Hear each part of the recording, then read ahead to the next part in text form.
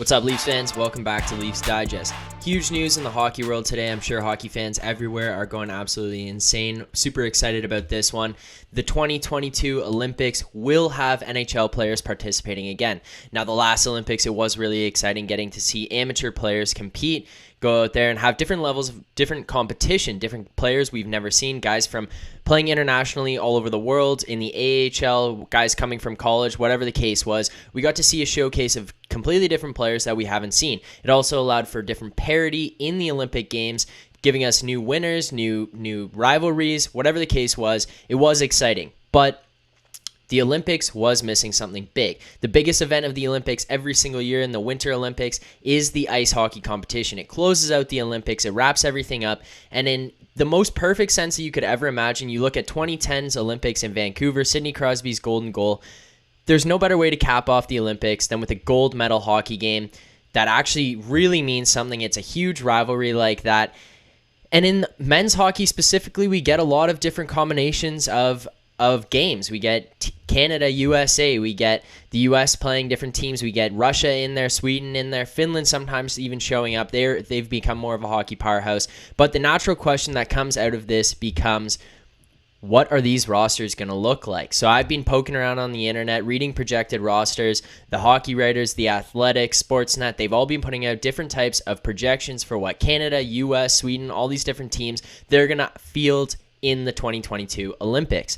So more specifically on top of that becomes, what Toronto Maple Leafs have a chance at getting themselves onto an Olympic roster?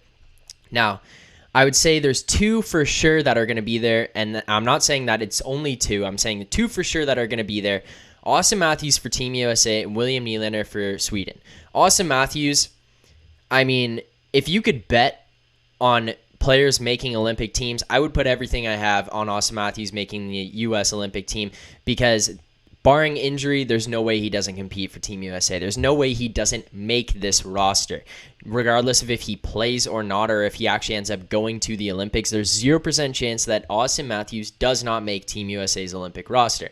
William Nylander with Sweden is a little bit more of an interesting one, just because it's not like William Nylander is some superstar to the level of Austin Matthews. But when you look at the players coming from Sweden, the roster they could possibly put out on the ice, William Nylander is 100% a guy that will see himself onto that roster.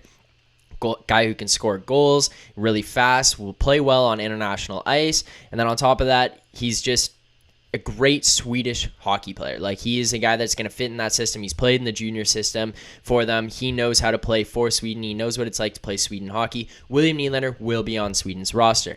Now, this is where it gets a little more spicy. You look over on Team Canada's roster and their projections, and I'm going to specifically break down Chris Johnson from Sportsnet Team Canada roster prediction, because there's a few interesting names here that I think Leafs fans will enjoy. Going from top to bottom, first line down, however he wants to put it out there, however the coaches want this written. But Nathan McKinnon, Connor McDavid, Mitch Marner on that first line. You go Marchand, Crosby, Bergeron, that's obvious. I hate Marchand when he's playing against the Leafs. I hate watching him play in the NHL just because of the type of person that he is on the ice. But the player that he is, he's incredible, and I love him playing with Crosby and Bergeron. Huberdeau, Point, Mark Stone, that's a given, I would say. And then this last one, which will get a couple Leafs fans raising their eyebrows, John Tavares, Sean Couturier, Steven Stamkos.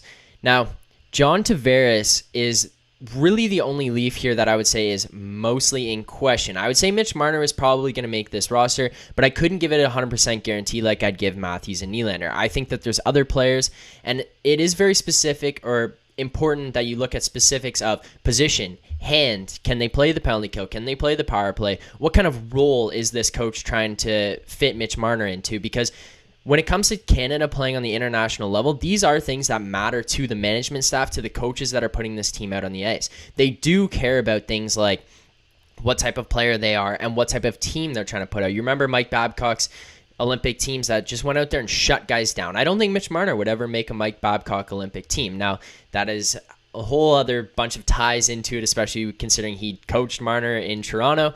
But when you look at those teams that Team Canada put out there, you kind of look at a player like that and say, yeah, he might not be a guy that's favored in that position. So Mitch Marner, I would think he's going to make this roster, but I can't put 100%.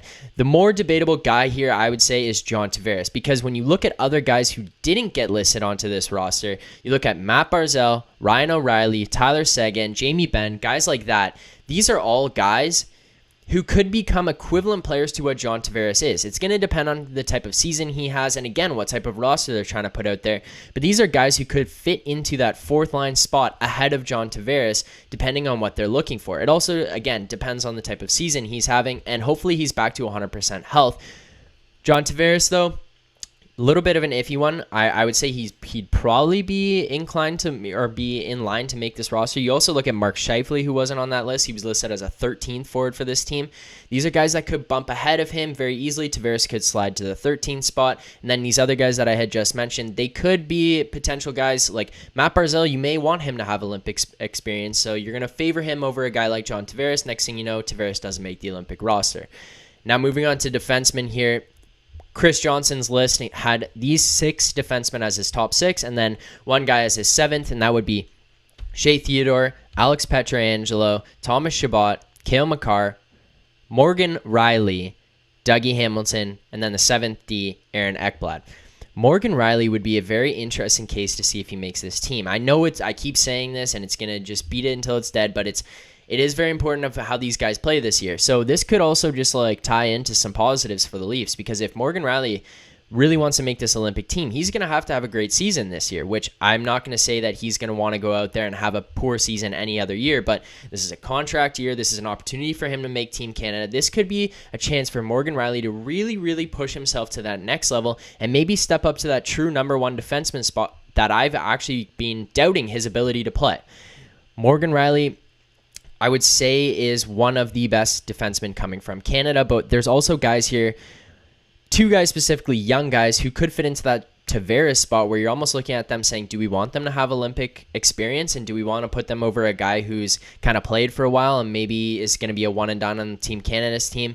And that would be Bowen Byram and Jacob Chychrun. These are both guys that could slide into that 7 spot, push Aaron Ekblad back into that top 6 if Ekblad is healthy this season, because we have to remember that his season was cut short last year based on that injury that he suffered right before playoffs. I would say Aaron Ekblad would probably be more likely guy to fit into that top 6 than Morgan Riley, so Riley might again slide down to that 7 spot, very similar to Tavares being the extra guy. And then they may look to young guys to say, we want you to play on the international stage just to see what you've got, give you some experience, give you a chance at the next Olympics. There's one specific player, though, that I think was left off of this list, and I think if he starts to have a good season this year, which he is going to have a very good chance at because his team got a lot better in this offseason, Drew Doughty. Drew Doughty is a guy who has won Stanley Cups, World Juniors, Olympic golds. There's no reason Drew Doughty shouldn't be considered for a spot on Team Canada, and if he can have himself a good season this year and he can push himself into some level of contention, I would give that spot to Drew Doughty over Morgan Riley every single day of the week. So basically, we've got 2 guys from the Leafs who are locks. Austin Matthews for US, Nylander for Sweden. I'd look at Marner as a probable. He's not a 100%. He's not a lock, but he's a probable for Canada. I would say Tavares is a bit of an iffy one as to whether or not he gets on this team. And then Morgan Riley, I would say, is more than likely going to play on this team, not to the level of Marner, but there are a lot of factors that could go into Morgan Riley being pushed out of Team Canada's lineup, pushed out of Team Canada's even 7th defenseman spot, and maybe he's a guy who gets left off of this roster as it goes forward. Leafs fans, lots of hockey news coming out recently. Things are getting really exciting around the hockey world, not just around the Leafs. I'm really pumped for this season. We're nearing training camp here. We're nearing our first preseason games.